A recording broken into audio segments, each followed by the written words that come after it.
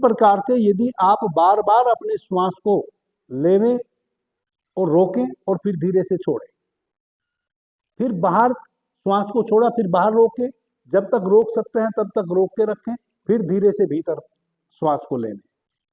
यदि आप निरंतर यह अभ्यास करते हैं, जिसको अनुलोम विलोम कहते हैं, चंद्र स्वर से श्वास को भीतर भरा, श्वास को भीतर रोका जितने समय तक रोक सकते हैं, और सूर्य स्वर से श्वास को बाहर निकाल दिया, फिर सूर्य स्वर से श्वास को भीतर लिया और चंद्र स्वर से भीतर रोका जितने समय रोक सकते हैं, और चंद्र स्वर से हमने फिर उसको बाहर छोड़ दिया।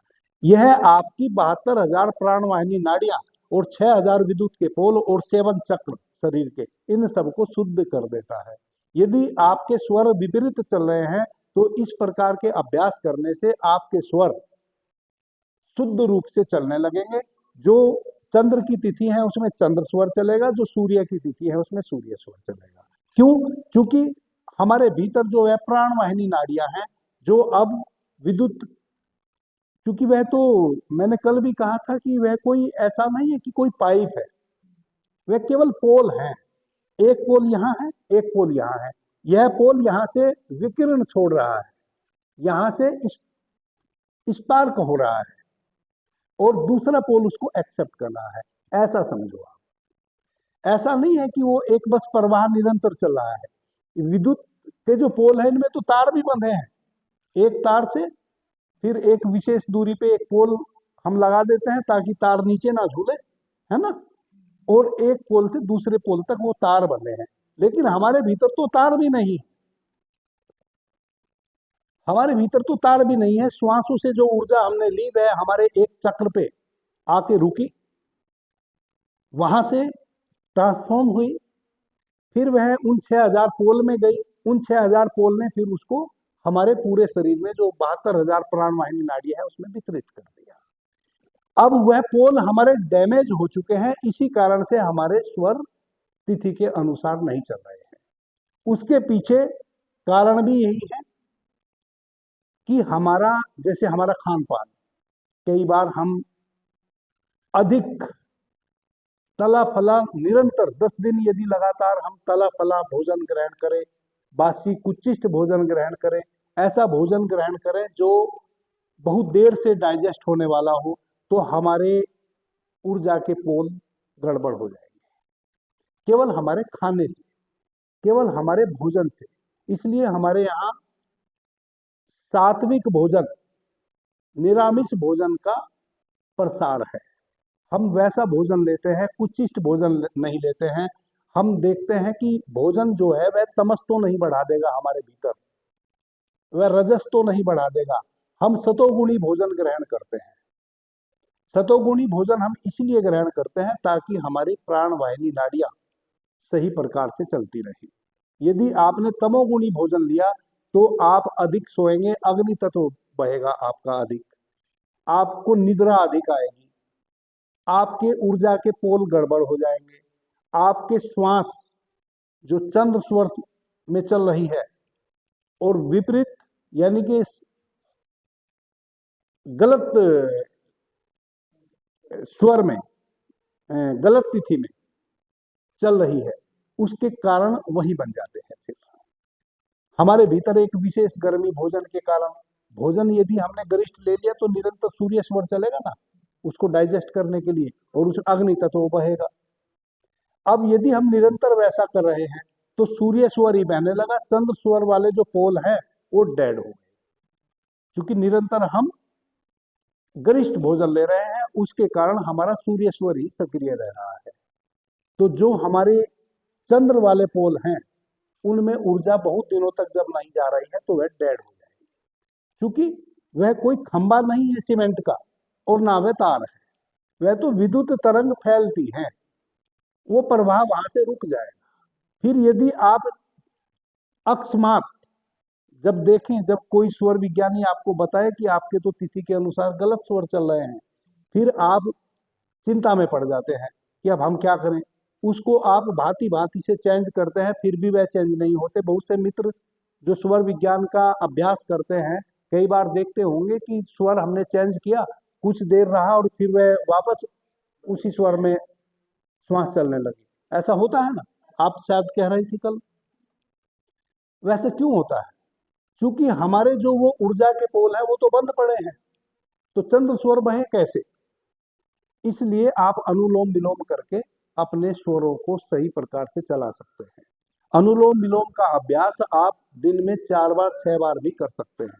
बस इस बात का ध्यान रहे कि अधिक पेट ना भरा हो, जब आपको ना भूख लगी हो ना आपका पेट भरा हो, वैसे समय में आप अनुलोम विलोम का अभ्यास कर सकते हैं। कभी भी, चूंकि अनुलोम विलोम यह एक प्राणायाम की विधि है, कभी भी हमें किसी भी प्राणायाम की विधि में जबरदस्ती नहीं करनी चाहिए। उतनी ही देर हम श्वास रोकेंगे जितना हम सहज रूप से रोक सकते हो।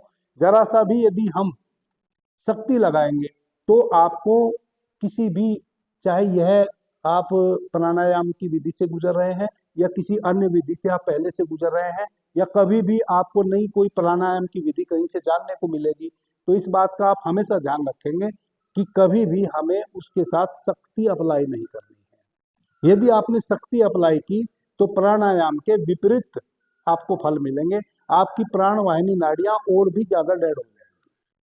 आप उतने ही समय तक श्वास को भीतर रोकेंगे, कुंभक उतने ही समय तक करेंगे जितने समय तक आप सहज रूप से श्वास को रोक सकते हो। इसका पता आपको कैसे चलेगा? जब आप श्वास लेवें तो आप इतनी धीमी गति से श्वास लेवें कि आपको स्वयं भी पता ना चले कि मैं श्वास ले रही हूं। जब आप श्वास को छोड़ें तब आप इतनी धीमी गति से श्वास को छोड़ें कि आपको पता ना चले कि मैं श्वास छोड़ रही हूं। इसका मतलब आप सहज रूप से श्वास ले रहे हैं और छोड़ रहे हैं। यदि आपने जबरदस्ती कुंभक को बना के रखा तो आपको बहुत स्पीड से श्वास को बाहर छोड़ना पड़ेगा। इसका मतलब आपने कुंभक गलत तरीके से कर दिया। समझ रहे हैं? धीरे धीरे जब आप इस अभ्यास को करेंगे, ऑटोमेटिक कुंभक की जो स्थिति है, जो समय है, वह बढ़ता चला जाएगा।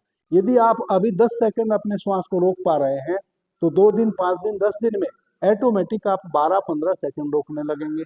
फिर आप, भगवान शिव कहते हैं कि 72 घंटे तक आप अपने श्वास को रोक सकते हैं यदि आप निरंतर इस अभ्यास को करें। 72 घंटे तक जी, 72 आवर्स, 72 आवर्स तक अपने श्वासों को कुंभक किया जा सकता है, ऐसा भगवान शिव कहते हैं।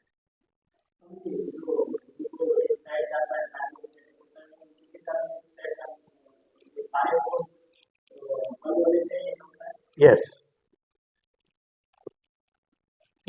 देखो,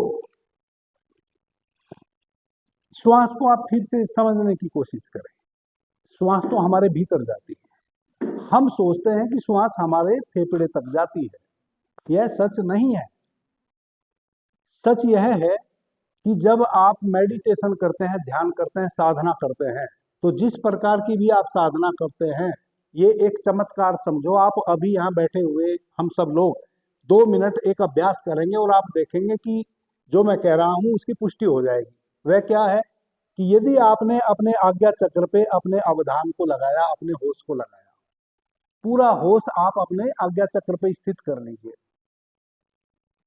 आपको पता चलेगा कि आपकी श्वास भी आज्ञा चक्र तक ही आने लगी और जाने लगी। करके देख लो आप।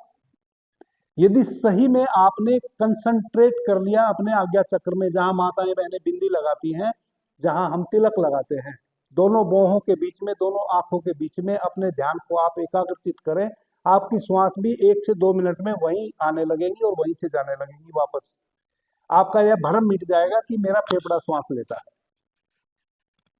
ठीक है जी। इसका मतलब यह हुआ कि जहां भी हम अपने होश को लगा लेंगे, मैं अक्सर यदि कोई मेरे YouTube वीडियो को सुनता हो, आप सुनती हैं, तो मैंने कई बार चर्चा की है और इस बात पे मेरा सर्वाधिक जोर रहा है। ध्यान एकमात्र इस जगत की वैसी चाबी है जो सारे ताले खोल लेती है। जिस चीज पे भी आप ध्यान लगाते हैं उसकी गुणवत्ता बदल जाती है, यह आप सभी जानते हैं। आप ये दीवार पे एक जो मजदूर है वह पेंट कर रहा है और वो साथ में फोन भी देख रहा है, वो पेंट कहीं ज्यादा और कहीं कम हो जाएगा क्योंकि उसका ध्यान वहां नहीं, यहाँ है। जो भी कार्य आप ध्यान पूर्वक करते हैं उसकी गुणवत्ता चेंज हो जाती है, चाहे हम जो भी कार्य कर रहे हैं। ठीक है जी। वैसे ही हमारे शरीर में जहां भी हम अपने ध्यान को स्थित कर लेते हैं, यह बड़ी चमत्कारिक बात है। कहीं भी हम अपने ध्यान को स्थित कर लेंगे, हमारी श्वास वही उसी पॉइंट को जाके छूना शुरू कर देगी। हमारी श्वास हमारा अनुसरण करती है। इसी को हमें जानना है। इसको यदि हम जान लेंगे तो ही हम स्वर विज्ञानी कहलाएंगे। हमें पता चले कि हमारी श्वास हमारा अनुसरण करती है। हमें श्वासों का अनुसरण करना है और श्वासों को हमारा अनुसरण करना है। इन दोनों के बीच में सामंजस्य बैठाना है, एसोसिएशन बनाना है, तभी जाके हम स्वर विज्ञानी बन पाएंगे। और तभी हम उस ओमकार नाद को भीतर सुन पाएंगे, जिसकी मैं आगे चर्चा करूंगा, क्योंकि उसके बिना भी स्वर विज्ञान अधूरा है। ठीक है जी। तो श्वास को आप जहां भी लगा देंगे वहीं श्वास आपकी जाने लगेगी और वहीं से श्वास वापस बाहर लौटने लगेगी। जब आप ध्यान करते हैं, जैसे 7 चक्र हैं आपके, एक योगी अपनी कुंडलिनी शक्ति को जागृत करने के लिए ध्यान की किसी विधि से गुजरता है, कोई अभ्यास करता है, उसको अपनी कुंडलिनी शक्ति जागृत करनी है, जो कि हमारे मूलाधार चक्र में सोई पड़ी है, जो हमारी सुषुम्ना है। ठीक है जी। तो वह कैसे जागृत कर पाता है? सभी योगी कहते हैं कि कुंडलिनी जागृत करना इस जगत का सबसे खतरनाक खेल है, ऐसा कहते हैं। सभी आपने सुना होगा। कौन कौन ऐसा जानते हैं कि कुंडलिनी को जागृत करना बहुत ही कठिन कार्य है? जरा आप हाथ उठाएंगे। आप जानते हैं कि कुंडली शक्ति को जागृत करना कठिन कार्य है। मैं कहता हूं कि उससे सहज और कोई कार्य नहीं। ठीक है। यही स्वर विज्ञान का चमत्कार है। अभी मैं उसका उत्तर यूं तो दे चुका, समझदार को इशारा काफी होता है, उसका उत्तर मैं दे चुका। कैसे? ओके। जहां भी आप अपने ध्यान को लगा देंगे वहीं आपकी श्वासें जाने लगेगी, और जहां आपकी श्वासें जाने लगेगी वही चक्र एक्टिव हो गया, वही विद्युत जाके एक पोल बना दी। और सारा का सारा खेल तो विद्युत का है। कुंडलिनी शक्ति क्या है? वहां अतिरिक्त विद्युत है, हमारे भीतर सोई पड़ी है। जैसे ही हम वहां अपने श्वासों की चोट करते हैं, तैसे ही वह सक्रिय हो जाती है, और सक्रिय हो जाती है तो हमारी रीढ़ के माध्यम से फिर वह ऊपर उठे, उधर गमन होगा। अब हमें अपने ध्यान को वहां वहां लगाते हुए चलना है जहां जहां हमें उस कुंडलिनी शक्ति का प्रयोग करना है। यदि हमें अपनी नाभि चक्र पे, यदि हमें लक्ष्मी प्राप्ति, माता लक्ष्मी को खुश करना है, तो लक्ष्मी का चक्र कौन सा है? हमारा नाभि चक्र है ना, मणिपुर चक्र है ना। तो हम अपने मणिपुर चक्र पे सर्वप्रथम हमने अपने मूलाधार चक्र पे अपने होश को लेके गए, वहां से ऊर्जा का विस्फोट हुआ, ऊर्जा का उधर्व गमन हुआ। आपको स्पष्ट पता चलेगा कि एक गरम गरम लावा जैसा आपकी रीढ़ से ऊपर की ओर बहने लगा। अब आपने उसका उपयोग क्या करना है? कुंडलिनी शक्ति का प्रयोग क्या करना है? दो ही तो प्रयोग हैं उसके। या तो हम अपने सांसारिक लाभ कमाएं उससे और अपनी शारीरिक स्वास्थ्य कमाएं, या हम परमात्मा को जानें, उस परमपिता परमात्मा से एकाकार हो हमारा। परमपिता से एकाकार होने के लिए आपको उस ऊर्जा को अपने सहस्त्रार तक लाना होगा, और यहां से फिर वह बाहर बहे। जब हमारे सहस्त्रार चक्र से ऊर्जा बाहर बहती है, तब हम इस ब्रह्मांड से जुड़ते हैं। लेकिन उसी कुंडलिनी शक्ति का हम उपयोग करते हैं मंत्र में, तंत्र में, इत्यादि में। अब यदि हमें लक्ष्मी मंत्र को सिद्ध करना है, माता लक्ष्मी को प्रसन्न करना है, और किसी की वैसी इच्छा है, तो हम पहले कुंडलिनी शक्ति को जागृत करें, अपने मूलाधार चक्र पे अपने होश को लेके जाए। उसकी भी विधि है कैसे लेके जाए।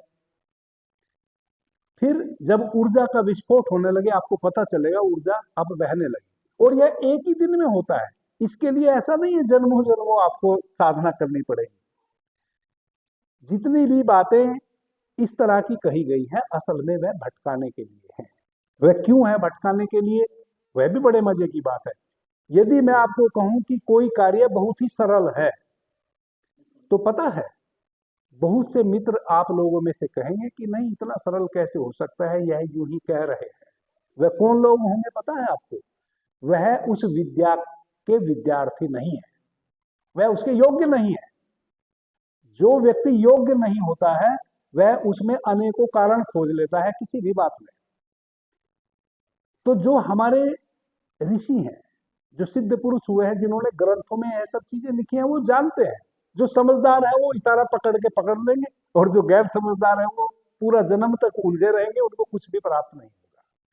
कुंडलिनी शक्ति जागरण करना 1 घंटे का कार्य है, 1 महीने का या 1 वर्ष का या 100 वर्ष का या बहुत जन्मों का कार्य नहीं है। वह तो आपके श्वासों को यदि आपने समझ लिया, श्वासों की शक्ति को यदि आपने समझ लिया, और श्वासों के साथ जो प्राणवायु भीतर आती है उस प्राण तत्व को यदि आपने समझ लिया, तो आप पाएंगे कि वह जो प्राण तत्व है वह विद्युत है। और हमारा जो मूलाधार चक्र है, हमारे शरीर के 2 पोल है ना, इस पृथ्वी के भी 2 पोल है, इस पूरे जगत के 2 पोल है, एक उत्तरी ध्रुव, एक दक्षिण ध्रुव। यह जो बल्ब जल रहा है इसके भी 2 पोल है, एक नेगेटिव एक पॉजिटिव, सकारात्मक और नकारात्मक। उसके बिना यह बल्ब नहीं जल सकता। तो हमारा सकारात्मक पोल और नकारात्मक पोल दोनों का जब मिलन होता है, जब शिव और शक्ति दोनों मिलते हैं, तब घटना घटती है। ठीक है जी। शिव जो आपने श्वास ली, शक्ति यहां है, दोनों का मिलन करना है। कहां करना है? जहां आप चाहते हैं। यदि मणिपुर चक्र को सक्रिय करना है तो वहां मिलन कराओ दोनों ऊर्जा का। श्वास को यहां रोको।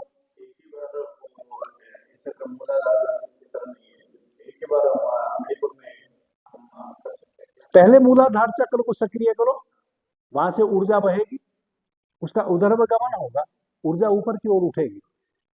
कहां लाना है आपने ऊर्जा को, फिर वहां अपने होश को लगाओ। अब मणिपुर चक्र में लाना है, या स्वाधिष्ठान में लाना है, या अनाहत चक्र में लाना है, या आज्ञा चक्र में कि सहस्त्रार चक्र में, जहां भी आपने उस ऊर्जा को स्थापित करना है।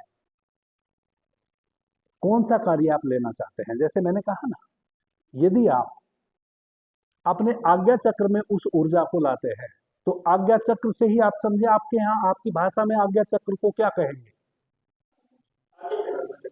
अग्नि चक्र कहेंगे ना। आज्ञा शब्द से समझते हैं, सजेशन देना दूसरे को, है ना, आज्ञा देना, है ना। आप मुझे कहें कि स्वामी जी यहाँ बैठ जाओ, एक प्रकार से आपने आज्ञा दी, आपने आज्ञा दी, आप यहाँ बैठ जाओ, मैं बैठ गया। तो यह जो आज्ञा चक्र है यह बहुत मूल्यवान है।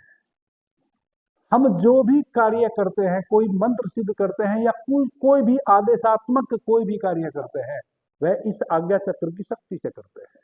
लेकिन इस आज्ञा चक्र के पास शक्ति होनी भी तो चाहिए। वह मूलाधार चक्र की शक्ति है, वह आपके श्वासों की प्राण शक्ति है। वह हमारे मूलाधार चक्र में स्थित है। अपने श्वासों की चोट जब आप वहां देते हैं, वह सक्रिय होती है, और वह यूं ही हो जाती है तुरंत। और मैं इसको सत्यापित करके उठूंगा यहां से, है ना। जब हम सुषुम्ना स्वर कहते हैं कि चल रहा है, वो क्या है?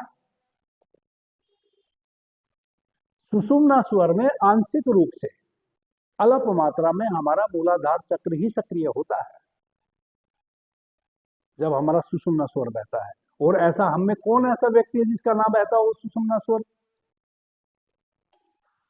सभी का बहता है। किसी का स्वर 2.5 घड़ी में परिवर्तित होता हो या 2.5 घंटे में, लेकिन जब परिवर्तित होगा सुषुम्ना स्वर जरूर चलेगा। यानी कि आप 24 घंटे में 21,600 बार तो श्वास लेते हैं, एक स्वस्थ मनुष्य 21,600 टाइम आप श्वास लेते हैं और छोड़ते हैं। और 24 घंटे में 24 बार आपके, यदि आप स्वस्थ हैं, स्वर परिवर्तित होते हैं, है ना। 12 टाइम आपका सूर्य स्वर चलेगा, 12 टाइम आपका चंद्र स्वर चलेगा। 12 घंटे सूर्य स्वर चलेगा, 12 घंटे चंद्र स्वर चलेगा। इस बीच में जब भी स्वर परिवर्तित होगा, 12-13 श्वास आप सुषुम्ना स्वर में लेंगे। और सुषुम्ना स्वर में जब श्वास लेंगे तो वह श्वास आप कहां से लेंगे? आपकी जो सुषुम्ना नाड़ी है आपके मूलाधार चक्र से ही उठी है, और बीचों बीच आपकी रीढ़ से ऊपर यहां आई है, ब्रह्मरंध्र से होते हुए फिर वह आपके आज्ञा चक्र पर स्थित हो गई है आपके, है ना। तो जो 12-13 श्वास आपने ली वह सुषुम्ना स्वर में दी, तो मूलाधार चक्र से ली ना, कुंडलिनी शक्ति जगी ना उतनी देर। इसीलिए तो कहते हैं कि जब हमारी सुषुम्ना चलती है उस समय हम प्राण और मन बुद्धि दोनों के तल पे बहुत स्ट्रांग होते हैं, और समस्त हमारी जो इंद्रिया है यह बहुत शक्तिशाली हो जाती है, और समस्त कर्मेंद्रिय हमारी बहुत शक्तिशाली हो जाती है। यह शक्तिशाली तभी तो हो जाती है जब हमें अतिरिक्त ऊर्जा मिलती है हमारी कुंडलिनी शक्ति की, जिसको हम कुंडलिनी कहते हैं। जो हमारे कुंडल, जो हमारे मूलाधार चक्र में स्थित है, वही आंशिक रूप से उस समय सक्रिय हो जाती है। अब हम उसको अधिक मात्रा में भी सक्रिय कर सकते हैं। जब कोई चीज आंशिक रूप से सक्रिय हो जाती हो, है ना, 1000 किलोमीटर का एक हमने पथ बना दिया, हम चाहे तो 100 किलोमीटर चले, चाहे तो पूरा 1000 किलोमीटर चल जाए, हमारे पे निर्भर है। हम चलना चाहते हैं तो पूरा 1000 किलोमीटर तक चले जाएं, क्या? तो इस प्रकार से हमारे भीतर 72,000 प्राणवाहिनी नाड़ियां कार्य करती हैं। अब हम आ जाते हैं, हाँ, तो मैंने वह प्राणायाम बताया अनुलोम विलोम। अनुलोम विलोम के माध्यम से जिन मित्रों का स्वर तिथि के अनुसार नहीं बह रहा है वह बहने लगेगा। इस बात को आप बिल्कुल भी ऐसा ना समझे कि यह कोई छोटी सी बात है। छोटी सी बात यानी कि इतना साधारण सी बात है कि हमने चंद्र स्वर से श्वास लिया, श्वास को भीतर रोका, सूर्य स्वर से बाहर छोड़ दिया, फिर वापस सूर्य स्वर से श्वास को लिया, भीतर रोका और चंद्र स्वर से बाहर छोड़ दिया। कितनी छोटी सी बात है, लेकिन यह छोटी सी बात नहीं है। आपके पूरे 72,000 प्राणवाहिनी नाड़ियों में आपने प्राण के प्रवाह को किया। इस इतना भर करने से तो नाड़ियों की जो अशुद्धि है, जिस कारण से अब आपके पोल जो है वह डैमेज हो गए थे, वह वापस से पोल सक्रिय हो जाएंगे, वह अशुद्धि समाप्त हो जाएगी जो भीतर प्राणवाहिनी नाड़ियों में आ गई थी। इसको नाड़ी शोधन कहते हैं। इसको और हम अधिक बृहत रूप से भी कर सकते हैं, लेकिन हमें शुरुआत में इसी का अभ्यास करना चाहिए।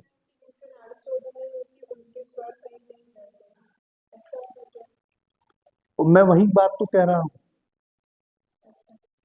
हमारी नाड़ी ही अशुद्ध हो गई है, तभी तो हमारे स्वर, मैंने अभी क्या बताया था कि हमारे आधे पोल 72,000 प्राणवाहिनी नाड़ियां हैं और 6,000 हमारे शरीर में विद्युत के पोल हैं। आधे पोल हमारे डैमेज हो गए हैं, तभी तो हमारा एक ही स्वर निरंतर बह रहा और तिथि के अनुसार नहीं बह रहा। जब आप अनुलोम विलोम का अभ्यास करेंगे तो ऑटोमेटिक, अभी आपने चंद्र स्वर से श्वास लिया, लेकिन आपका तो निरंतर सूर्य स्वर बह रहा है माना, लेकिन हमने चंद्र स्वर से श्वास लिया, श्वास को भीतर रोका, यानी कि हमने कुंभक किया, भीतर अंतर कुंभक किया, श्वास को भीतर लिया, अंतर कुंभक किया, और श्वास को फिर हमने निकाला सूर्य स्वर से। तो जब हम सूर्य स्वर से श्वास को निकालेंगे चंद्र स्वर से श्वास को लेके, तो हमारी 72,000 प्राणवाहिनी नाड़ियों से और हमारे जो 7 चक्र हैं उनसे श्वास गुजरी, वो जो रुकावट थी वो समाप्त हुई, है ना। सभी पोल से हमने गुजार दिया ना श्वास को। मान लिया जब आप सूर्य स्वर से श्वास लेते हैं तो उसका अपना एक पथ है, उस पथ तक ही श्वास गई। अब हम उस दरवाजे से घुसे और इस दरवाजे से बाहर निकल गए, तो हमने इस पूरे की परिक्रमा कर ली ना, नहीं। या फिर हम उधर से घुसे और इधर से निकल गए, अब कहीं अवरोध नहीं रहा ना, अवरोध तो नहीं रहा ना, तभी तो निकले हम। आपने चंद्र स्वर से श्वास लिया और सूर्य स्वर से छोड़ा, तो अवरोध तो कहीं भी नहीं बचा ना, क्या जी। फिर आपने सूर्य स्वर से, जिस स्वर से आपने श्वास को छोड़ा उससे वापस श्वास को भरा, और जिससे आपने पहले लिया था उससे छोड़ा। चंद्र स्वर से आपने श्वास लिया, सूर्य स्वर से छोड़ा, अब वापस आप सूर्य स्वर से श्वास लीजिए और चंद्र स्वर से छोड़िए। यस, कम से कम 40-40 टाइम तो आप करें ही एक बार में, और दिन में आप 2-3 बार कर सकते हैं। इतने से ही 1 सप्ताह 2 सप्ताह में आपके स्वर तिथि के अनुसार चलने लगेंगे, है ना। तिथि के अनुसार आपके स्वर चलने लगेंगे 1-2 सप्ताह के अंदर ही। और जैसे ही तिथि के अनुसार आपके स्वर चलने लगेंगे, आपका शुभ होना शुरू हो जाएगा, अशुभता छटनी शुरू हो जाएगी। क्योंकि आपने यह जान लिया है कि हमें चंद्र स्वर में कौन से कार्य करने हैं और सूर्य स्वर में कौन से कार्य करने हैं। अब चंद्र स्वर तिथि के अनुसार बह रहा है, 9 तिथियां शुक्ल पक्ष में चंद्र की हैं, तो हम जो चंद्र स्वर में करने वाले कार्य हैं उन 9 तिथियों में ही करेंगे, जो कि हमारे लिए चंद्र स्वर में उन तिथियों में कार्य करना जो चंद्र से संबंधित कार्य है वह शुभ है। वैसे ही फिर सूर्य की तिथियों में जो 9 तिथि है कृष्ण पक्ष की, उसमें हम सूर्य की तिथि के अनुसार जो कार्य करने चाहिए, सूर्य स्वर में जो कार्य करने चाहिए उनको हमने किया तो उसमें हमें लाभ मिला। अब लाभ हमें कौन कौन मिलता है ये कल हमने चर्चा की थी। हमें लाभ मिलता है शरीर के तल पे, मन के तल पे, अर्थ के तल पे और समाज के तल पे। 4 प्रकार के लाभ हमें मिलते हैं और 4 प्रकार के ही हमें नुकसान होते हैं। तो यह चारों प्रकार के लाभ हमें मिलने शुरू हो जाएंगे। हमारे जीवन में किसी भी प्रकार का कोई कलुषता रही नहीं, यदि हमारे केवल श्वास तिथि के अनुसार बहने लगे, स्वर तिथि के अनुसार चलने लगे और हम अपने स्वर के अनुसार कार्य करने लगे। इतना भर भी यदि कोई व्यक्ति जान ले तो उसका जीवन सफल हो जाएगा, ऐसा भगवान शिव सर्वोदय विज्ञान में कहते हैं और आप उसका अनुभव भी कर सकते हैं साक्षात। ठीक है जी।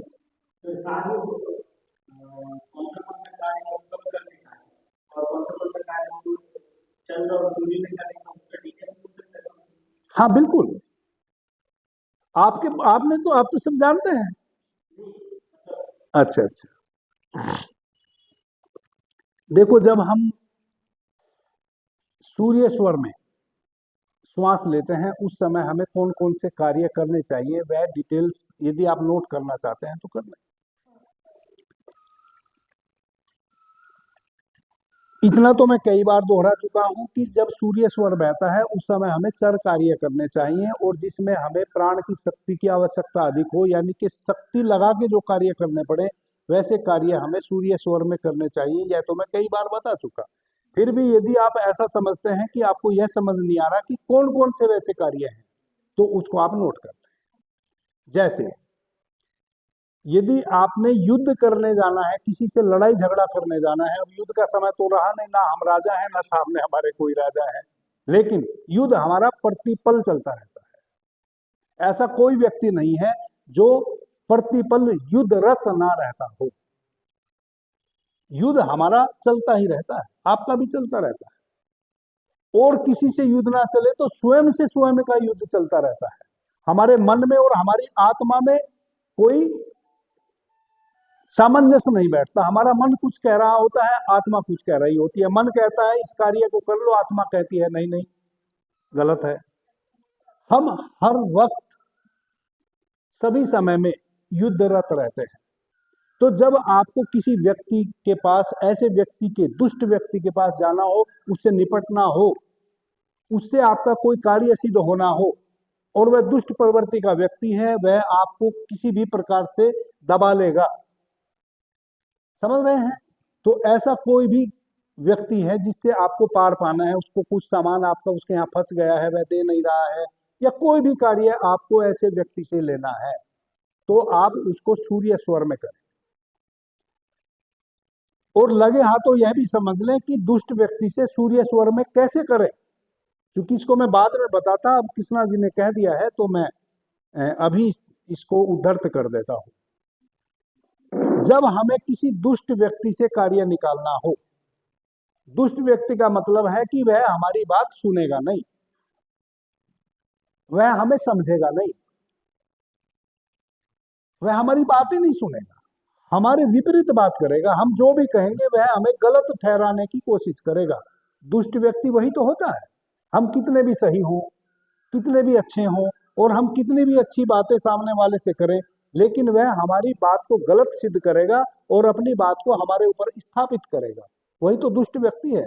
सज्जन व्यक्ति तो स्वीकार कर लेता है, सज्जन व्यक्ति तो गलत को भी कई बार स्वीकार कर लेता है, यह समझ के कि कोई बात नहीं, हमेशा इस व्यक्ति ने अच्छी बातें की हैं, आज कुछ गलत बात कर रहा है, कोई बात नहीं, कोई होगा मैटर किसी कारण से, है ना, हम उसको भी स्वीकार कर लेते हैं। लेकिन दुष्ट व्यक्ति हमारी सही बातों को भी गलत सिद्ध करने की कोशिश करता है, एन कैन प्रकरण, है ना। अब वैसे व्यक्ति से आपने निपटना है, आपने हर हाल में अपनी बात उसको मनवानी है, जो कि कदापि नहीं मानने वाला। जैसे दुर्योधन किसी की भी बात नहीं माना, भगवान कृष्ण की भी नहीं माना, है ना। बोला कि एक सुई के बराबर भी मैं भूमि नहीं दूंगा, है ना। किसी की भी बात नहीं माना, इतना बड़ा युद्ध हो गया, सब विनष्ट हो गया।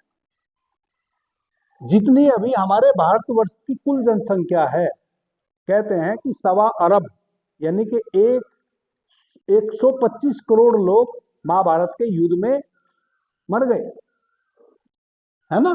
कितने? 125 करोड़, जो अभी हमारे भारतवर्ष की जनसंख्या है। उस समय हमारे भारत भूमि को इतना बड़ा नुकसान हुआ है, जितना उसकी भरपाई अभी तक हम नहीं कर पाए हैं, क्योंकि हमारी भारत भूमि की रीढ़ टूट गई उस महाभारत के युद्ध में। 1.25 अरब लोगों का मरना कोई मामूली बात है। जितने भी हमारे बुद्धिवादी लोग थे, ज्ञानवादी लोग थे, शक्तिवादी लोग थे, सभी तो मर गए वहां, सब समाप्त हो गया। उसका नतीजा है कि हमारा देश कितना बड़ा था और आज छोटा सा सिमट के रह गया, है ना। वो युद्ध के कारण, महाभारत के युद्ध के कारण। तो जब, हाँ, क्या कह रहे थे हम? हाँ, अब हमें वैसे दुर्योधन जैसे व्यक्ति से निपटना है, जो कह रहा है कि मैं तो एक सुई की नोक के बराबर भी नहीं दूंगा, और हमें उससे वो पूरी सुई लेनी है। समझ रहे हैं? वैसे व्यक्ति से निपटने के लिए आप सूर्य स्वर में उसके पास जाएं। कैसे जाएं? सूर्य स्वर में, कृष्ण पक्ष की तिथि में, जब सूर्य स्वर बह रहा हो। और जाएं कैसे और क्या करें फिर उसके पास जाके? हम अपने घर से सूर्य स्वर में निकलें, सगुण स्वर में निकलें, श्वास का पूरक करते हुए अपना पैर पहले बाहर रखें। सगुण स्वर यानी कि श्वास को भीतर इनहेल किया भरे स्वर में। जैसा कि अभी मैंने कहा था, आप उस समय नहीं आए थे, जब हम श्वास लेते हैं तो वह जीवित है, जब हम श्वास छोड़ते हैं तो वह मरता है ना। जब हम श्वास लेते हैं तो उसमें प्राण की शक्ति निहित है, लेकिन अब वह प्राण की शक्ति तो हमारे शरीर ने ऑब्जर्व कर ली। अब श्वास को हमने छोड़ा, वह खाली श्वास है, उसमें कोई शक्ति नहीं है। हाँ, मैं बता रहा, ठीक है जी। उसमें अब कोई शक्ति नहीं है बाहर जाती हुई श्वास में। तो हमें तो शक्ति चाहिए। सर्वप्रथम आप श्वास को भीतर इनहेल कीजिए, इनहेल करते हुए अपने उसी पैर को बाहर रखिए। क्योंकि सूर्य स्वर में आप निकल रहे हैं, तो आप अपने दाहिने पैर को पहले बाहर रखिए। जैसे ये हमारा मेन दरवाजा है हमारे घर का, मैं यहाँ बैठा हूं, तो मुझे उस दरवाजे पे जाके बाहर रोड पे आ जाना है ना। जो हम दरवाजा किसको कहते हैं यह समझ लो, जिसको आउट करने के बाद हम सार्वजनिक स्थल पे आ जाएं जहां से सभी चलते हो, है ना, वही जो रास्ता है। तो अब यह जो हमारा भवन है, इसका जो मेन दरवाजा है वह यह नहीं है, वह है जिसके बाहर निकलते ही हम उस रास्ते पे आ जाएंगे जहां सार्वजनिक हो, गेट के पास। तो वहां हमें श्वास को इनहेल करना है, अपने दाहिने पैर को ही पहले बाहर रखना है और आगे बढ़ना है। जिस वाहन से हम जाएंगे उस व्यक्ति के पास, यदि हम अपनी मोटर कार बाइक किसी भी चीज से जा रहे हैं या हाथी घोड़े से जा रहे हैं, तो श्वास को पहले इनहेल करना है, तब उस वाहन में हमें सवार होना है और वहां पहुंचना है। जब हम वहां पहुंचेंगे उस समय हम देखेंगे हमारा कौन सा स्वर बह रहा है, क्योंकि वहां पहुंचते पहुंचते हमारा स्वर अब चेंज हो चुका होगा। अब यहाँ कंफ्यूजन हो जाता है कि सूर्य स्वर में करना था वह कार्य हमें, उस दुष्ट व्यक्ति से हमें सूर्य स्वर में निपटना था, लेकिन वहां पहुंचते पहुंचते तो हमारा स्वर चेंज हो गया। उसकी बिल्कुल चिंता ना करें। जब अब आप वहां पहुंचे हैं, तो जिस वाहन से पहुंचे हैं उस वाहन से नीचे उतरना है। अब आपने देखे कौन सा स्वर बह रहा है, उसी स्वर से, जोन सा भी बह रहा हो, चंद्र स्वर बह रहा हो या सूर्य स्वर बह रहा हो, उसी स्वर से श्वास को बाहर छोड़ें, श्वास को बाहर छोड़ें और बाहर ही श्वास को रोकें, तब उस वाहन से उतरें। खाली स्वर में उतरना है, निर्गुण स्वर में नीचे उतरना है वाहन से, और सगुण स्वर में वाहन पे ऊपर सवार होना है। ठीक है। अब आप उस व्यक्ति के पास पहुंच गए जो आपकी बात मान नहीं रहा है। अब वहां भी आप दो कारण से पहुंचे हैं, यह बहुत सूक्ष्म भेद है, इसको भी समझ लेंगे। यदि आपने उस व्यक्ति ने, दुष्ट व्यक्ति ने आपको बुलाया है कि जरा मेरे यहां आओ, तुमने फला गलत कार्य कर दिया है, या नहीं भी किया है, वह हमें दंड देने हेतु, हमारा अपमान करने हेतु, हमें नीचा दिखाने हेतु उसने हमें बुलाया है, तो हम उसके यहाँ गए हैं, तो भी हम इस अवस्था में ही जाएंगे जो मैंने बताया। यदि आप स्वेच्छा से गए हैं उससे निपटने, तो अब यहां थोड़ा सा बस क्या करना है कि यदि आपने, उसने आपको बुलाया है और वह आपको कुछ नुकसान पहुंचाना चाहता है, नीचा दिखाना चाहता है, भयातुर करना चाहता है, अपनी शक्ति आपको दिखाना चाहता है, तो वैसी अवस्था में आपका स्वर जो नहीं चल रहा है, उस स्वर की तरफ से आप उसकी तरफ बैठिए। जैसे यदि वह व्यक्ति है पंडित जी, है ना, और वह व्यक्ति मैं हूं जो गया हूं इनके पास, और मेरा मान लिया अभी सूर्य स्वर चल रहा है, तो मेरा चंद्र स्वर खाली है, तो मैं ऐसे बैठूंगा कि मेरा यह खाली स्वर इनकी तरफ रहे। यह किसी भी कारण से जो मुझे कहना चाहते थे, अब यह मुझे किसी भी प्रकार का दंड दे नहीं सकते मेरे खाली स्वर से यदि मैं बैठा हूं। इनके विचार बदल जाएंगे, ये समझ लो आप। अब आप जो जिस कारण से भी मुझे बुलाए हैं, जो भी आपने मुझे दंड देना था या कुछ भी आपने कठोरता पूर्वक व्यवहार मेरे साथ करना था, आप उसको किसी कीमत पे नहीं कर पाएंगे। अब पहले अगर मगर मत करो, मैं पूरी बात करूंगा, गड़बड़ हो जाएगा। इस सेंटेंस को पूरा कर लो, सबको समझ में आ जाए बात। तो ये समझ गए, खाली स्वर की तरफ से हमें उस व्यक्ति की तरफ बैठना है ना, जो हमारा स्वर नहीं बह रहा है। और जब हम उससे बात शुरू करेंगे, जब वह हमसे कुछ भी पूछेगा, हाँ जी आपने वह कार्य कैसे किया, आपने उत्तर देना है ना, वो आपको बुलाया है तो कुछ पूछेगा आपसे, आपने उसका उत्तर देना है, तो पहले आपने श्वास को बाहर छोड़ना है, बाहर रोकना है, तब बोलना शुरू करना है, उसकी बात का उत्तर तब देना है। बाहर छोड़े और बोलना शुरू करें, और फिर तो श्वास आएगी, उसकी फिक्र ना करें, फिर तो श्वास स्वाभाविक रूप से आती जाती रहेगी, उसकी फिक्र ना करें। शुरुआत कब करनी है, श्वास को बाहर छोड़ के। अब आप चमत्कार देखेंगे, आप कल ही ऐसा करके देख लें, जो भी व्यक्ति वैसा है जो आपसे इस प्रकार का कोई वैमनस्य रखता है, आप उसके पास जाके देखें, कहीं भी है वह। हाँ, अब फोन की भी बताऊंगा, बाद में बताऊंगा, है ना, कि अभी बता दूं। जैसे आपको पता है कि कोई व्यक्ति जिसका आपके पास फोन आ रहा है, वह व्यक्ति दुष्ट प्रवृत्ति का है, कोई ना कोई ऐसी बात हमें कहेगा जिससे हमें दुख पहुंचने वाला है। आप पहले से डिसाइडेबल है, हमें कई बार पता होता है कि जिसका फोन आ रहा है वह क्या कहने वाला है ना, वो हमारा प्रेमी है कि हमसे नफरत करने वाला व्यक्ति है, वह हमसे कुछ लेना चाहता है कि हमें कुछ देना चाहता है ना, हमें सब पता होता है ना। अकस्मात फोन तो किसी का आता नहीं, जिससे हम जुड़े हैं उन्हीं का तो आता है, या आप प्रोफेशन में हैं तब किसी का भी आ सकता है। तो आप देखें कि किस व्यक्ति का फोन आ रहा है, फोन का पता चल गया, तुरंत अपना स्वर देखें, है ना, स्वर देखें कौन सा चल रहा है। आपका यदि चंद्र स्वर चल रहा है ना, तो आप, वह व्यक्ति यदि डांटने वाला है आपको, तो आप सूर्य स्वर से, यानी कि अपने राइट हैंड से उस फोन को रिसीव कीजिए, श्वास को बाहर छोड़ के बाहर ही रोकिए और उस फोन को रिसीव कीजिए। पहले हेलो बोलिए आप, है ना। अब आप देखें कि वह जो व्यक्ति आपको कहना चाहता था, वह कहेगा यार मैं अभी बाद में बात करूंगा, मैं भूल गया क्या कहना चाहता था आपको, है जी। आप सोते रहते हैं पंडित जी, है ना। आपकी बात आपके लिए नहीं बोलूंगा मैं दोबारा, क्योंकि जब भी मेरी निगाह पड़ी है आप मुझे फोन में मिले, आप अगर ना बोलते तो मैं आपको टोकता भी नहीं, अगर आप नहीं पूछते, लेकिन आपने चूंकि पूछा है इसलिए टोक रहा हूं। आप निरंतर फोन में कल भी थे, आज भी हैं, इसलिए मैं आपकी बात का दोबारा प्रत्युत्तर नहीं दूंगा, केवल जो सुन रहे हैं लोग उन्हीं की बात का प्रत्युत्तर दूंगा, अगर उनको समझ में बात ना आई। आप समझे, मैं बहुत खतरनाक आदमी हूँ है ना। एक केरला के एक मोहनलाल करके एक्टर हैं फिल्म के, उनकी एक फिल्म मैंने देखी हिंदी डब्ड करके, तो वो कहते हैं कि मैं बहुत खतरनाक आदमी हूँ ठीक है जी, तो मैं वही हूँ और ये जानते हैं इस बात को।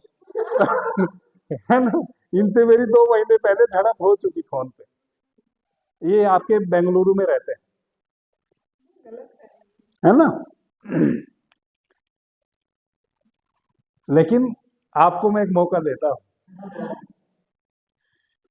देखो एक बात समझो पंडित जी, मैं बहुत दूर से आया हूँ यहाँ, आप लोगों के लिए ही आया हूँ। आप सब मेरे प्यारे हैं, मेरी किसी से दुश्मनी नहीं, क्योंकि कल से पहले मैंने आप सभी को किसी को भी नहीं जाना, है ना। और मैं तो आपके लिए 2300 किलोमीटर की यात्रा करके आया हूँ। जो भी आप, कल मैंने कहा था कि मेरे पास तो पूरा भंडार है। सच बात यह है, मुझे यह भी नहीं पता कि मुझे आपको क्या बताना चाहिए, आप मेरे से क्या जानना चाहते हैं। मैं तो चाहता हूं कि आप प्रश्न करें और मैं आपके प्रश्नों का उत्तर दूं, क्योंकि मेरे पास तो पूरा भंडार है। आप जितना मेरे भीतर से निकाल सकेंगे, आपको कोई खालीपन नहीं मिलेगा मेरे भीतर। मैं इस बात को आज वापस से कह रहा हूं, आप जितने भी लोग बैठे हैं, स्वर विज्ञान से संबंधित, साधना से संबंधित, आपके जीवन में, आपके परिवार में आपका सामंजस्य ना बन रहा हो, भाई से, बहन से, पति से, पत्नी से, किसी भी संबंध में आप मेरे से प्रश्न कीजिए, उसका उचित उत्तर आपको दूंगा, ऑथेंटिक उत्तर दूंगा, और जो उत्तर दूंगा वैसा आप करके देख लेना, आपकी समस्या मिट जाएगी। यह मैं गारंटी के साथ कह रहा हूं। मेरे पास भंडार है, आप जितना उस भंडार को ताले खुलवाएंगे, उतने ताले मैं खोलने के लिए तैयार हूं। सच बात यह है कि अभी मुझे यह नहीं पता कि मैं कौन सी बात आपको पहले बताऊं, कौन सी बात मैं बताऊं। आप मेरे से जो पूछेंगे मैं सब कुछ बताऊंगा, और मैं चूंकि आपको बताने ही आया, है ना। अब आप समझें, आपके पास किसी का फोन आया, जिस व्यक्ति का फोन आया, आप पहले से जानते हैं कि वह आपको डांटने वाला है, आपसे कुछ गलती हो चुकी है या नहीं हुई है, उसका स्वभाव है डांटना, है ना। आपको पहले से ही पता है, आपके पिता है, आपसे कोई गलती हो गई, आपको पता है कि पिता को पता चलेगा, वह फोन करेंगे और डांटेंगे, है ना। हम थोड़ा निकट चले, हम अपने पिता पिता डांटते हैं ना अक्सर हमें, हमारी गलती पे, है ना। अब फोन हो गया है तो फोन पे डांटते हैं। अब आपके पिता का फोन आया, आपको पता है आपसे गलती हो रखी है, और आप डांट सुनना नहीं चाहते, ठीक है। तो आप देखें कौन सा स्वर आपका बह रहा है, जो आपका खाली स्वर है, जिससे श्वास आ नहीं रही है। यदि आपके सूर्य स्वर से श्वास ना आ रही है ना जा रही है, तो आप सूर्य स्वर से, यानी कि अपने राइट हैंड से फोन को रिसीव कीजिए। श्वास को पहले बाहर छोड़िए, श्वास बाहर छोड़िए, पूरा खाली कर दीजिए अपने ब्लेडर को, है ना, और बाहर ही रोक दीजिए श्वास को, और तब फोन को आप रिसीव कीजिए राइट हैंड से, हेलो बोलिए, ठीक है। आप चमत्कार देखेंगे कि जो आपके पिताजी आपको डांटने वाले थे, वो भूल ही जाएंगे कि मुझे डांटना था। वो पूछेंगे और बताओ कैसे हो आप, घर कब आओगे, है ना। मैं अब अभी फोन आया है, मैं चेक करता हूँ फोन करता। अभी मुझे सूर्य आ गया। हाँ, मैं चंद्रस्वर से चंद्रस्वर से लेफ्ट हैंड, है ना। हाँ, लेफ्ट हैंड में फोन लेना है। हाँ, और श्वास छोड़ना है, छोड़ने के समय कौन से स्वर में छोड़ना है? उसी स्वर से। देखो, जो स्वर आपका नहीं चल रहा है उसको तो आप छोड़ भी नहीं पाएंगे ना।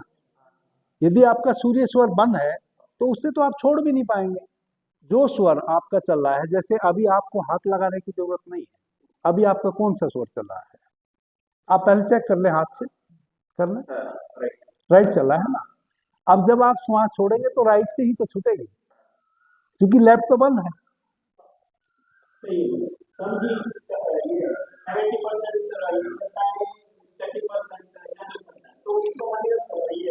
जो अधिक चल रहा है वो सूक्ष्म भेद भी मैं बताऊंगा, जब मैं सुषुम्ना पे बात करूंगा तब उस भेद को बताऊंगा, है ना। तो इस प्रकार से हमने उस दुष्ट व्यक्ति के पास हम गए, तो हम खाली स्वर से बैठे। आपने चूंकि फोन पे कहा था तो फोन पे हम वैसा करें, ठीक है पंडित जी। अब यदि हम उस दुष्ट व्यक्ति के पास गए हैं, या मुझे फोन करना है उसको, उसका नहीं आया है, मुझे करना है, तो मैं देखूंगा मेरा कौन सा स्वर चल रहा है, ठीक है। जो खाली स्वर है उस स्वर में मैं, हाँ, मुझे उस दुष्ट व्यक्ति से निपटना है। अभी तो वह मेरे से निपटना चाहता था, वह तो हम जान गए किस स्वर में हम उसके पास जाके उससे बात करेंगे, कैसे बैठेंगे, और यदि फोन आता है तो हम कैसे फोन रिसीव करेंगे। लेकिन अब हमें निपटना है, हम उससे निपटने गए। हमें वह चाहता है कि वह मुझे दबाएगा, मुझे नुकसान पहुंचाएगा, मुझे उस नुकसान से बचना है, प्लस उसको डिमोरलाइज मुझे करना है। अभी तक वह मुझे करता आया है, आज मुझे उसको डिमोरलाइज करना है। आज मैं उसको बताऊंगा कि आप नथिंग हैं मेरे सामने, है जी, यही मतलब हुआ ना। तो वैसी अवस्था में यदि वैसे व्यक्ति को मुझे फोन पे बात करनी है तो मैं देखूंगा मेरा कौन सा स्वर बह रहा है। यदि मेरा चंद्र स्वर बह रहा है तो पहले मैं श्वास को इनहेल करूंगा, कुंभक करूंगा भीतर, श्वास को रोकूंगा, फोन उठाऊंगा, उसको कॉल करूंगा, ठीक है। यदि उसने कॉल नहीं उठाई, क्योंकि कई बार 1 मिनट तक रिंग बजती है, 1 मिनट तक आप श्वास रोक पाएंगे, ऐसा हो सकता है ना रोक पाए, है ना। तो श्वास को आप वापस लिए, फिर वापस से श्वास को बाहर छोड़े, वेट किए उसका। आपने खाली स्वर में रिंग कराई, उसने उठाया नहीं फोन, और आपके सब्र की सीमा समाप्त हो गई। आप अधिक देर तक रोक नहीं सकते श्वास को। धीमी गति से श्वास को बाहर रोकें, सॉरी बाहर छोड़ें। बाहर तो आपने छोड़ा ही है, सॉरी भीतर आपने कुंभक किया है, श्वास को बाहर छोड़ें और वापस फिर भीतर में दोबारा रिंग कराएं। यदि वह रिंग पूरी ना हुई, यानी कि जब आपका श्वास भरा हुआ हो, कुंभक में आप हो, तब यदि वह आपका फोन रिसीव कर लेता है, इस बात को समझो। जब आपका कुंभक हो रखा हो उसी स्वर में, भरे स्वर में, और उसी तरफ से उसी कान पे आप फोन लगा के उसको कॉल कर रहे हैं, वैसी अवस्था में जब आपके कुंभक की अवस्था में यदि सामने वाला फोन रिसीव कर लेता है, और अगर गलती से उसने रिसीव कर लिया और आपका कुंभक टूट चुका था, आप रिंग काट दीजिए, वापस से कॉल कीजिए फिर से, क्योंकि अब वह तुरंत उठाएगा। अभी उसने इस कारण से फोन नहीं उठाया था कि वह फोन से दूर हो सकता है, लेकिन आप काट के उसको फिर से आप कुंभक कीजिए, वापस रिंग कराइए, वो तुरंत उठाएगा, क्योंकि अभी वह फोन पे एक्टिव है ना, उठाएगा ना। आपके कुंभक में उससे बात होनी चाहिए आपकी। फिर आप जो भी उसको कहेंगे, जैसे वह सुनने का आदी नहीं है, सुनाने का आदी है, समझ रहे हैं। वह आपको केवल सुनाना चाहता है, आपकी सुनना। ऐसे बहुत लोग होते हैं जो केवल सुनाते हैं, सुनते नहीं। आज वह आपकी बात सुनेगा।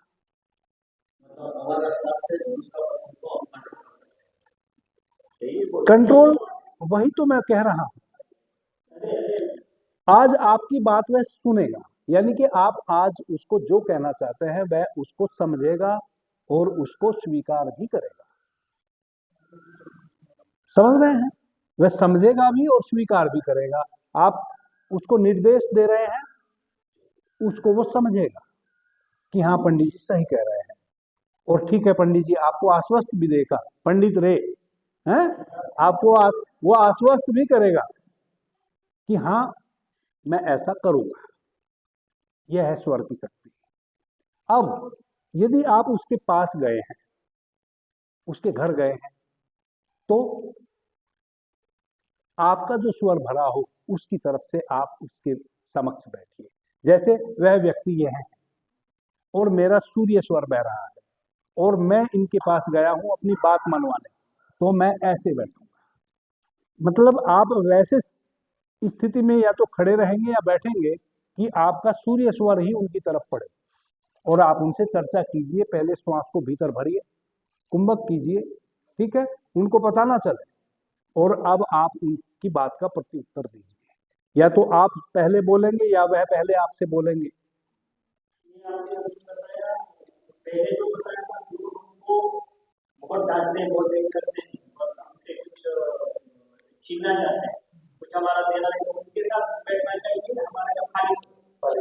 जो व्यक्ति आपको बुलाया है अपने पास, आपको डांटने के लिए सुना, उसकी तरफ आप खाली स्वर में बैठिए। अब वह आपको डांटना ही भूल जाएगा, और जिसको आज आपने डांटना है उसकी तरफ आप भरे स्वर में बैठिए, है ना, भरे स्वर में बैठिए। अब एक घटना ये तो समझ गए, एक घटना और कई बार हमारे साथ घटती है। जैसे कोई व्यक्ति आपके घर पे आया और आपके पास बिल्कुल भी समय नहीं है, ये समझो सब लोग, और आप करके देख लेना, मैं तो हमेशा करता हूं ऐसा। आपके पास समय नहीं है और आपका वह अजीज व्यक्ति है, प्रेमी व्यक्ति है, जिसका आप इंतजार भी करते हैं, जो आप चाहते हैं कि वह व्यक्ति हमेशा हमारे घर आए, लेकिन आज वह गलत समय पे आ गए। आज हमारे पास समय है नहीं, हम उसको कह नहीं सकते कि आप चले जाओ, उसका आदर सत्कार में कमी हो जाएगी, वह हम कर नहीं सकते, है ना। और वह व्यक्ति आ गया, हम उसको बोल भी नहीं सकते, वह व्यक्ति तुरंत आपके पास से कैसे वापस चला जाए उसका भी विज्ञान है, बिना आपके कहे। आप उसको कहते रहे कि नहीं नहीं आए हो तो एक कप चाय तो पी के जाओ, बोले नहीं नहीं फिर कभी पीऊंगा, मुझे कुछ काम याद आ गया। उसको कोई ना कोई ऐसा कार्य याद आ जाएगा, वह आपसे उल्टा क्षमा मांगेगा कि देखो मैं किसी कार्य से आया था, लेकिन मैं आपको समय नहीं दे पाऊंगा, मुझे जाना पड़ा, मुझे जाना पड़ेगा, मैं चाय भी नहीं पी पाऊंगा, फिर कभी पीऊंगा आपके यहाँ के चाय। वह ऐसा कह के आपको निकल जाएगा। उसका भी स्वर विज्ञान में बहुत ही सुलभ रास्ता है। क्योंकि हम उसी विषय पे अभी बात कर रहे हैं, इसलिए मैंने सोचा कि इस बात को भी लगे हाथों आपको बता दूं। वह क्या है, जब आपको ऐसा लगे कि यह व्यक्ति बहुत समय तक मेरे पास आके बैठने वाला है, या वह आपका प्रेमी है, या कोई दुष्ट आत्मा है जिसको आप चाहते ही नहीं कि वह आपके यहाँ कभी भी आए, लेकिन वह आ गया, या आपका प्रेमी भी है जो गलत समय पे आ गया, अभी आपके पास समय नहीं है उसको एंटरटेन करने का, आपको कहीं जाना है, लेकिन जहां जाना है आप उसको बता भी नहीं सकते, और बिना बताए यदि आप उसकी अवहेलना करेंगे उसको खराब लगेगा। ऐसी सिचुएशन कभी कभी हमारे साथ बनती है, जी जी, जाते भी नहीं है। तो वैसे किसी भी व्यक्ति से जब आपको वह आया आपके दरवाजे में, आपने उसको रिसीव किया, आप खाली स्वर से रिसीव कीजिए उसको। जैसे आप उस गए, उसका अभिवादन करेंगे ना आप, तो आप श्वास को बाहर छोड़िए, बाहर ही रोकिए, और उसको कहिए कि आइए, है, और खाली स्वर से।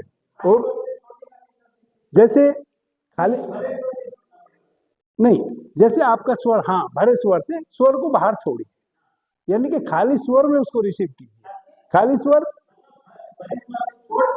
हाँ, यस यस, खाली स्वर में जो भी स्वर आपका चल रहा है उससे श्वास को बाहर छोड़िए, बाहर ही रोकिए, और उसको कहिए कि आइए, है ना। और उस साइड से जो स्वर आपका चल रहा था उसी साइड से कहिए आइए। अब वो आया, आपने कुर्सी सोफा उसको बैठने को दिया, वह बैठा, आप उस स्वर की तरफ से बैठिए जो अभी आपका नहीं चल रहा है, जिससे श्वास आप नहीं ले रहे हैं, उस तरफ से उसके पास बैठिए। वह कुछ ही क्षण आपके पास बैठ पाएगा, वह कुछ ही क्षण बैठ पाएगा, वह कहेगा कि मुझे एक काम याद आ गया, मैं क्षमा चाहता हूँ, फिर किसी दिन आऊंगा, आपकी चाय भी फिर किसी और दिन पीऊंगा, अभी मुझे जाने दो। उसको जाना ही पड़ेगा, वह रुक नहीं सकता। और यह जो स्वर विज्ञान के विषय में बिल्कुल भी कुछ नहीं जानते हैं, इसका प्रयोग पहले ही दिन यदि करेंगे तो पहले ही दिन रिजल्ट आएगा। यही स्वर विज्ञान की महत्वता है। इसलिए भगवान शिव कहते हैं कि स्वर विज्ञान एकमात्र ऐसा शास्त्र है जो नास्तिक को भी आस्तिक बना देता है।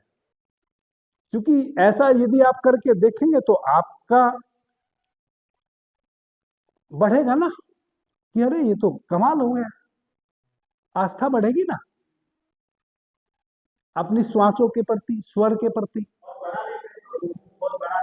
हाँ, बढ़ाना है। यदि आपने, ऐसा व्यक्ति है जिसका इंतजार आप वर्षों से करते हैं और आपको पता है कि यह आया है लेकिन जल्दी ही चला जाएगा, तो आप उसको भरे स्वर में रिसीव करें और भरे स्वर में ही उसके पास बैठे, उसी स्वर से जो आपका भरा स्वर है, यानी कि जो स्वर चल रहा है उसी स्वर से भीतर श्वास को भर के आप उसको रिसीव करें। स्वर आपका आपका स्वर उसकी तरफ होना चाहिए, यानी कि जो श्वास है। अब इसका विज्ञान क्या है यह समझो पहले आप, तब आपको समझ में आएगा कितना बैठना है।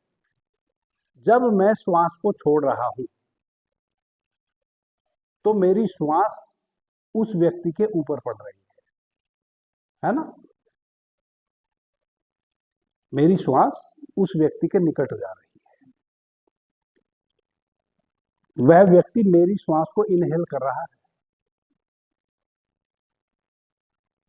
अब भरे स्वर में जब मैं उस व्यक्ति को रिसीव करता हूं और फिर जब मैं श्वास छोड़ता हूं तो बहुत अधिक श्वास मेरी बाहर जाती है और वह उसको इनहेल करता है। वह मेरी भावना उसके भीतर मेरी श्वास के माध्यम से प्रविष्ट कर गई। अभी हमारी भावना क्या है कि वह अधिक समय तक हमारे पास बैठे, तो हमें बैठना, अधिक समय तक बैठना यानी कि पॉजिटिव कार्य भरे स्वर में हम करते हैं जब हम श्वास को भीतर रोक लेते हैं। जब श्वास को भीतर रोकते हैं तो क्या होता है, हमारा जो आभा मंडल है वह फैलता है। जब श्वास, आपका जो लंग्स है, आप देखते हैं ना, जब आप श्वास लेते हैं तो फैलता है, श्वास छोड़ते हैं तो सिकुड़ता है। वैसे ही जब हम श्वास लेते हैं और भीतर उसको रोकते हैं तो हमारा जो आभा मंडल है वह फैलता है। प्लस विचारों का एक संक्रमण होता है, जैसे बीमारियों का संक्रमण होता है। जब एक कोरोना जैसी डिजीज आ जाती है तो एक व्यक्ति से दूसरे व्यक्ति को फैलती है, वैसे ही हमारे विचारों का भी संक्रमण होता है। हमारे विचार भी एक दूसरे व्यक्ति को संक्रमित करते हैं। कभी कभी मैं इस बात को चूंकि समझाने के ख्याल से आपको उदाहरणार्थ एक बात बता देता हूँ। यदि आप बहुत संवेदनशील व्यक्ति हैं या नहीं भी हैं, जितने भी व्यक्ति हम यहाँ बैठे हैं, 2, 4, 10 बार यदि आप अपने प्रति सेंसिटिव हों, सभी के साथ एक घटना घटी होगी। वह क्या है, आप अपने घर में बिल्कुल शांत बैठे हैं, किसी व्यक्ति का अचानक आपको ख्याल आता है, ख्याल आया, और यदि वह व्यक्ति दुष्ट है, आप उससे महीनों से मिले भी नहीं, अचानक आप उसके प्रति उद्विग्नता से भर जाएंगे, नफरत से भर जाएंगे। वह व्यक्ति है भी नहीं, आप अपने घर में अकेले हैं, वह व्यक्ति ना जाने कहाँ है। हो सकता है वह व्यक्ति मैं हूं, और मैं तो हरिद्वार में हूं, यहाँ से 2300-2400 किलोमीटर दूर हूं। ठीक है, आप यहाँ बैठे हैं, आपके मन में मेरे प्रति विचार आया अचानक, और यदि मैं दुष्ट प्रवृत्ति का व्यक्ति हूं तो आपको यहाँ बैठे बैठे गुस्सा भी आएगा। ये कैसे होगा? अचानक आपको मेरी याद आई, और मेरी याद आते से ही आपकी भाव भंगिमा चेंज हो गई। चूंकि मैं दुष्ट व्यक्ति हूं, दुष्ट व्यक्ति की याद आई आपको, तो आपकी भाव भंगिमा चेंज हो गई। आपके निकट यदि आपके परिवार का कोई सदस्य इस घटना को देख रहा हो तो वो कहेगा कि पापा आपको क्या हुआ, क्योंकि उसको तो कुछ भी समझ में नहीं आया घर के परिवार के सदस्य को, कि सही तो बैठे थे, अभी तो चाय पी थी, शांति से तो बैठे हैं, कोई आया भी नहीं, किसी का फोन भी नहीं आया, फिर क्या हुआ, इनकी शक्ल कैसे बिगड़ गई, चेहरा कैसे उतर गया, चेहरे पे ऐसे भाव कहाँ से आ गए, तनाव कहाँ से आ गया? वह उस व्यक्ति के कारण आया जिसकी आपको याद आ गई। अब वह भी अकारण नहीं है, इसका मतलब मैंने भी आपको वहां याद किया, ठीक है, और मैं भी वहां से कुछ ऐसा नेगेटिव आपके लिए सोच रहा हूं, इस कारण से अचानक आपको मेरी याद यहाँ आई। इसको कहते हैं विचारों का संक्रमण। जब एक विद्या है जिसको हिप्नोसिस कहते हैं, हिप्नोटाइज करना, एक ऑटो हिप्नोसिस भी होती है। ऐसा नहीं कि कोई दूसरा व्यक्ति हमें हिप्नोटाइज करता है, कई बार हम स्वयं को ही हिप्नोटाइज कर लेते हैं। जब हम किसी चिंता में पड़े रहते हैं, आप देखते हैं कि हमारा कोई नुकसान हो जाए, फिर हम उस नुकसान से उबर नहीं पाते। कई बार ऐसा होता है, किसी के घर का कोई व्यक्ति स्वर्ग सिधार गया, एक्सपायर हो गया, मर गया, ठीक है, तो कोई कोई परिवार का सदस्य वैसा होता है, वह उसको कभी नहीं भूलता, निरंतर उसी की याद में रोता रहता है, वह ऑटो हिप्नोटाइज्ड हो गया।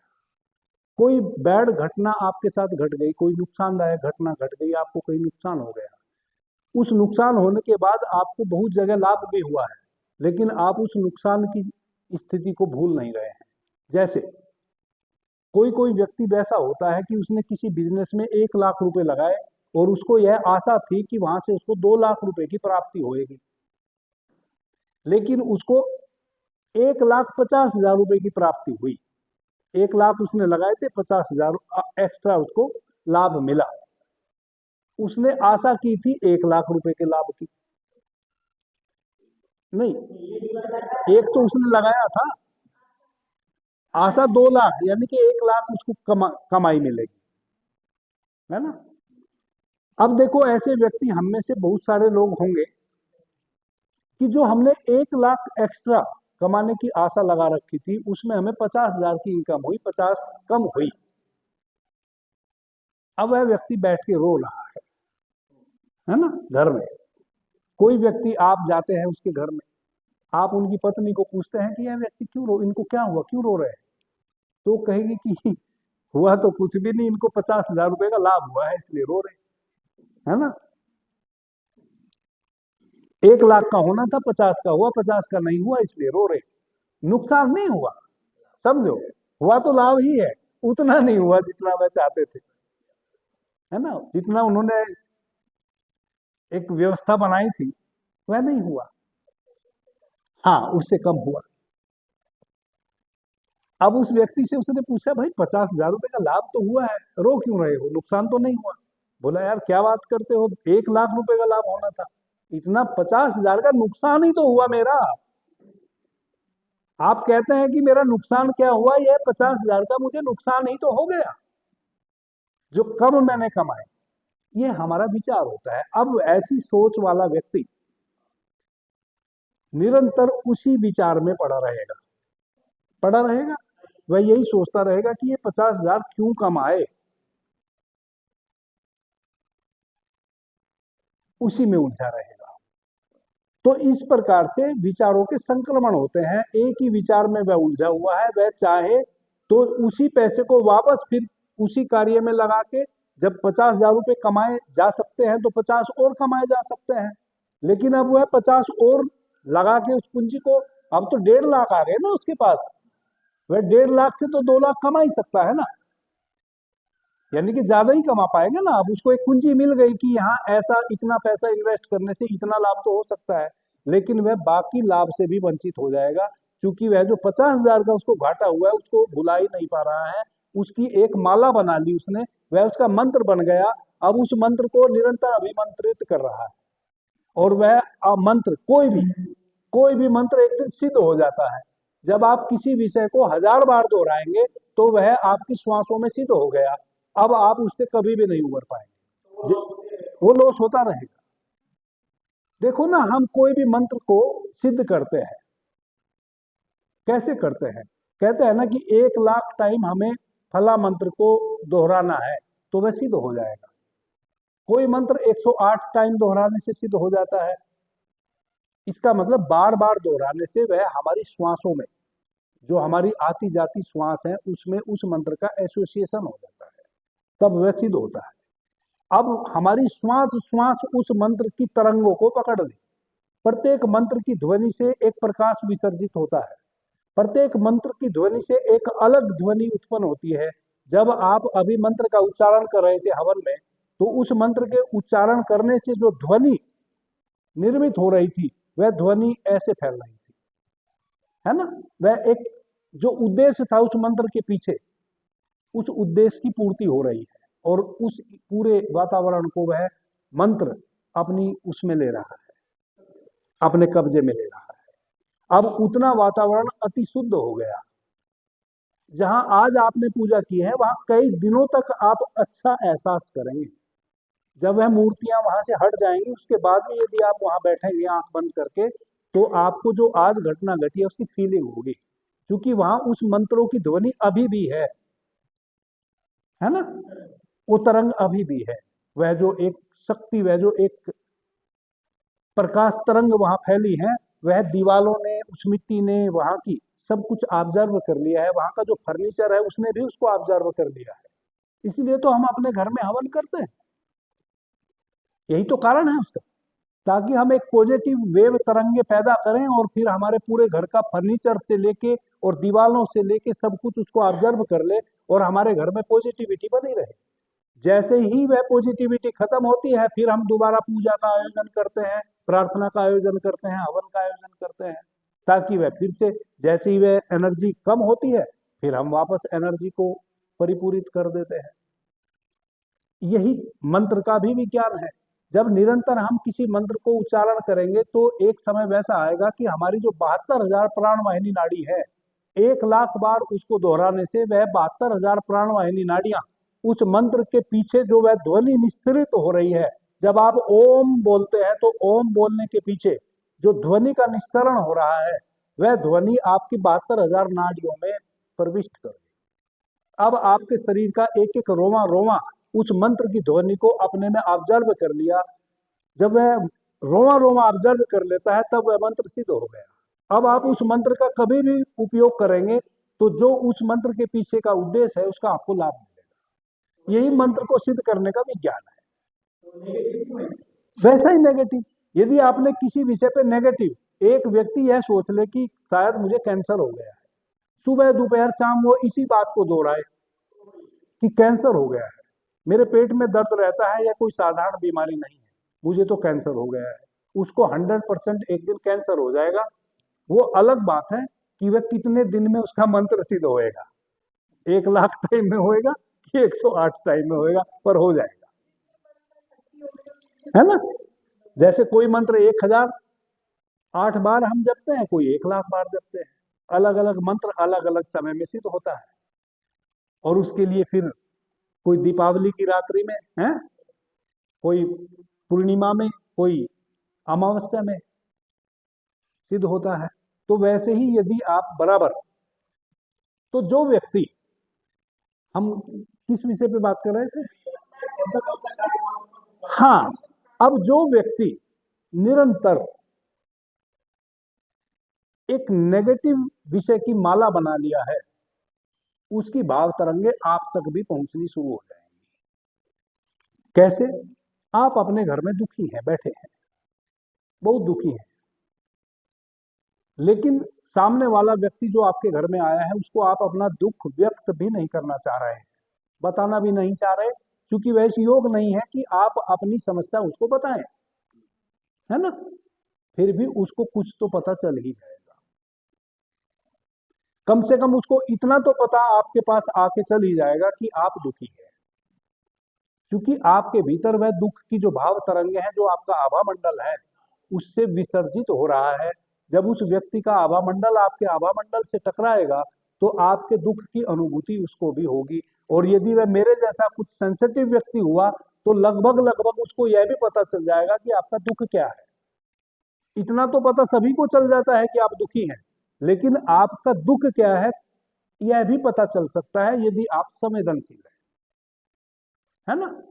तो वैसे ही जब हम भरे स्वर में उसको रिसीव करते हैं, तो हमारा जो आवरा है, वह हमारी भावना क्या है, उस व्यक्ति का आदर किया, हम चाहते हैं कि वह व्यक्ति अधिक से अधिक हमारे पास समय देवे, यह हमारी भीतर से भावना है। हमने भरे स्वर में उसको रिसीव किया, हमारी भाव तरंगे भी हमारे आभा मंडल में प्रविष्ट हो गई। जैसे ही उसके पास हम जाएंगे, उसको रिसीव करेंगे, उसका आभा मंडल हमारे आभा मंडल से टकराएगा, वह भूल जाएगा कि वह कितने समय के लिए हमारे पास आया है। और ऐसा आप सब लोगों के साथ कई बार हुआ होगा कि किसी ऐसे व्यक्ति के पास आप गए हैं जहां जाके समय लैस हो गया, आपको पता ही ना चला कि मैं 2 घंटे से यहाँ बैठा हूँ। अचानक आपको याद आता है कि अरे, मुझे तो सब्जी घर लेके जाने की, पत्नी ने हाट में जाने को कहा था और हाट तो बंद हो चुकी होगी, मैं तो 2 घंटे से यहाँ बैठा हूँ। अचानक आपको याद पड़ता है। क्यों? क्योंकि जिसके पास आप बैठे हैं वह आपके प्रति अति से पॉजिटिव है, उसने सही स्वर में आपको रिसीव किया है। अब आप चाह के भी नहीं जा सकते, आप भूल ही जाएंगे कि आपको कोई और भी कार्य करना था। यह स्वर की शक्ति के कारण वैसा होता है। ऐसा सभी के साथ घटना होगा कभी कभी। कभी कभी हम किसी व्यक्ति के, हाँ,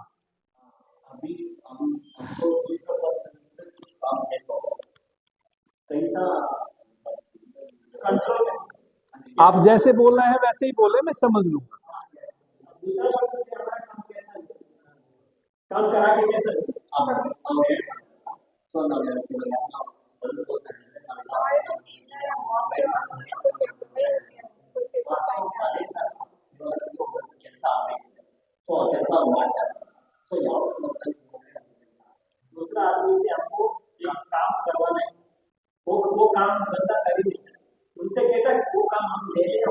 हाँ, आज हम उन सब विषयों पे बात करेंगे, वो समझ में आ गई। इतनी बात हम समझ गए। हाँ, शाम की तो सूर्यास्त के टाइम में भी देखने जरूरी है। देखो मैं यह बात बताने वाला था, स्वयं ही बताऊंगा मैं। यदि सूर्योदय के समय तिथि के अनुसार हमारा स्वर नहीं चल रहा है तो एक बार सही 12 बजे दिन के हम अपने स्वर को देखें, है ना। यदि उस समय भी नहीं चल रहा है तो समझो नहीं, सनसेट नहीं, फिर सनसेट में तो हमारा विपरीत स्वर चलना चाहिए। यदि सूर्योदय के समय तिथि के अनुसार, जैसे कृष्ण पक्ष की प्रथमा, हमारा सूर्य स्वर बहना चाहिए सूर्योदय के समय, यदि नहीं बह रहा है तो एक बार दोपहर में देखो। दोपहर में भी अगर नहीं बह रहा है तब निश्चित रूप से समझो कि आपके भीतर की प्राणवाहिनी नाड़ियां विषाक्त हो चुकी हैं, मल से युक्त हो चुकी हैं। आपको उनकी मल शुद्धि करनी पड़ेगी, वरना तो अब जो भी कार्य आप करेंगे आप नुकसान में चलते चले जाएंगे।